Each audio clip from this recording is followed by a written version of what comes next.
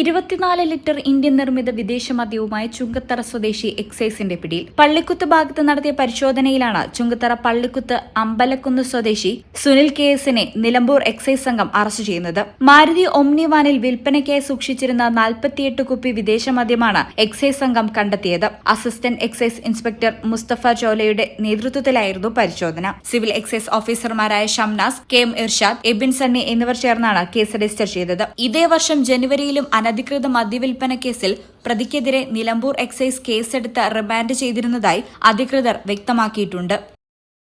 ഈ ചാനൽ നിലമ്പൂർ. എന്താണ് ബ്രൈഡ്, ഇനി എപ്പോ റെഡിയാവാനാ?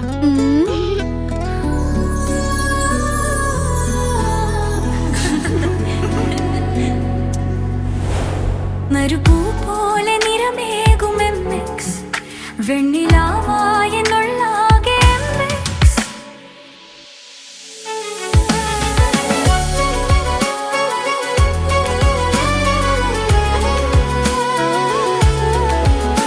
മനസ്സിലുണ്ടോ? MX-ലുണ്ട്. MX വെഡിംഗ് സെന്റർ ഇനി വളാഞ്ചേരിയിലും. MX wedding centre Valanchery, Pattambi, Koottanad, Koppam, Kecheri.